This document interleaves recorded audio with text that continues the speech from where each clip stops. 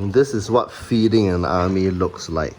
Insane amounts of food. I'll make a brand new start of it in old New York. Good morning, good morning, good morning.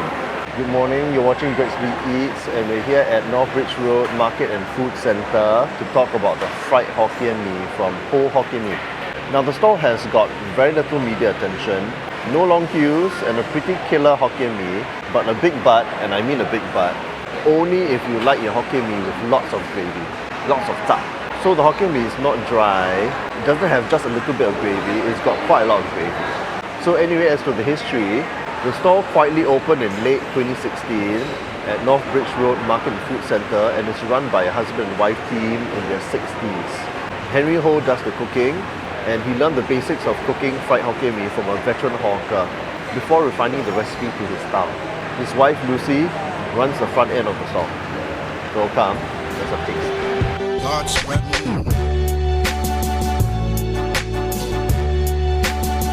No girl, what time do you open? 8 o'clock. Can I have one $5? Having here? Yeah, having here. Yeah. Thank you.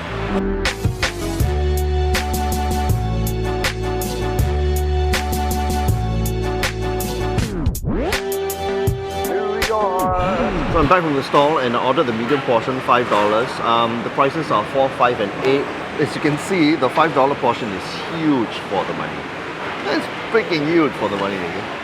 And as you can tell, it is much more than what you will get at other fried Hokkien Mee stalls for the same amount of money. Okay, so well, let's try a taste.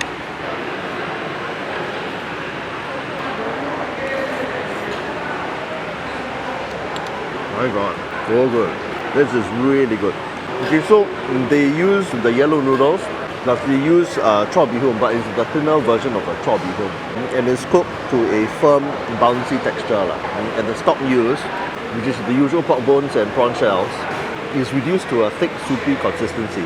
Okay, when I first tried this stall, a few years back, I can't remember, I think it was 2017 or 2018, it was more soupy than this. Now they've actually managed to reduce it down to a thicker consistency. So it used to be very, very soupy, now it is less soupy than that. So I don't know whether it is just this round or the fact that they've actually thickened up the soupy consistency for good.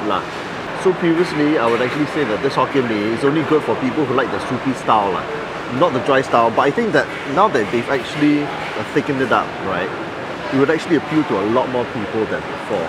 So unless you're the fried Hokkien Mee fan, right, who likes it very, very, very, very dry, right, I would suggest that this stall is actually worth a try. Now taking one more taste and I'll talk a little bit more about the gravy.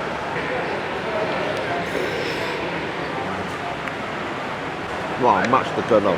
So the stock is very robust and potent and you can taste the pork fat richness inside. Now as for the wok hei, right, you can taste it a bit. You can see very slight noodle bits which are slightly charred, but a little bit more of that smoky wok hei would be even better. But that's just me. So for this $5 portion, you get 3 prawns. They're kind of like on the smallish side. Some eggs, some squid ring bits, pork belly bits. But sadly, they don't actually put any bean sprouts, so there's no vegetables in this at all. Oh, they also include a whole lime inside here, which is actually very, very good if you want to freshen up the dish. So trying the prawns.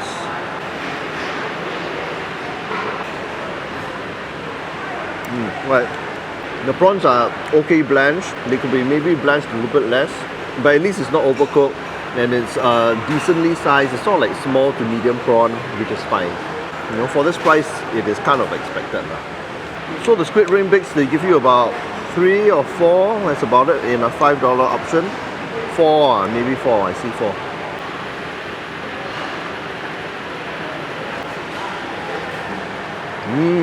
Oh, very nice. Nicely soft and a bit undercooked, not rubbery. It would be nicer if they actually had real squid rings, but again, it is quite hard, I understand, to actually put a lot of ingredients at this price point. The pork belly slices. Pork belly slices are a bit small, as you can tell, very minuscule, and they're alright. Obviously, again, as I say, it would be nicer if they actually give you a thicker cut. But for $5, again, it's very hard to actually add it in. Now, the sambal chili.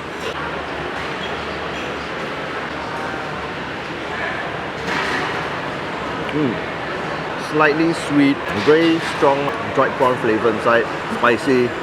I'm going to add some of the sambal chili with the Hokkien Mee, see what it tastes like. It's all there and the chili is underneath.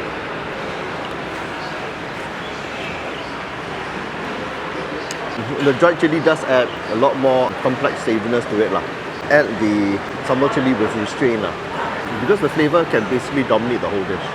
For the pork lard, there's a modest amount of crunchy pork lard which they put in, but I think you have to ask for it.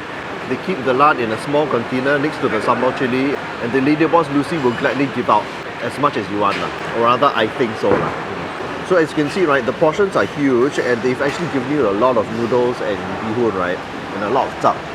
But the ingredients itself, right, they are kind of like average, not a lot of ingredients, but sort of like on the average side. Adding the lime in. Now obviously the lime will freshen up the dish and in this case I would actually say that the lime is actually very useful because the Hokkien Mee stock here, right, is actually very rich. Now before I give a final verdict, I'm actually going to tapao one more pack or two more packs for my family okay, and actually eat it back home because I suspect with this much gravy, right, I mean it is really very good on its own, but it'll be even better when you tapao it back. So talk to you in a bit. So I'm back home and as you can see, the noodles in the Hokkien Mee has absorbed all of the gravy in the time I've taken to travel back home. So it has become drier and less wet. But I wouldn't say that the flavour is better. It's just different. Eat the Hokkien Mee at the stall and there's this separation of flavour. There's the robust flavour of the gravy and then there's the flavour of the plain noodles. When you eat it at home, all the flavour goes inside the noodles and you get one uniform flavour. But it doesn't get more robust really. It's the same flavour, but it's just, as I said, a bit different. Whether you like it eaten there or taken away is really up to your preference. You'll have to try and decide for yourself. So that was a quick look at Hoe Hokkien Mee, which is seriously an underrated hidden gem that deserves more attention. Would I travel across Singapore to buy from them? An absolute yes.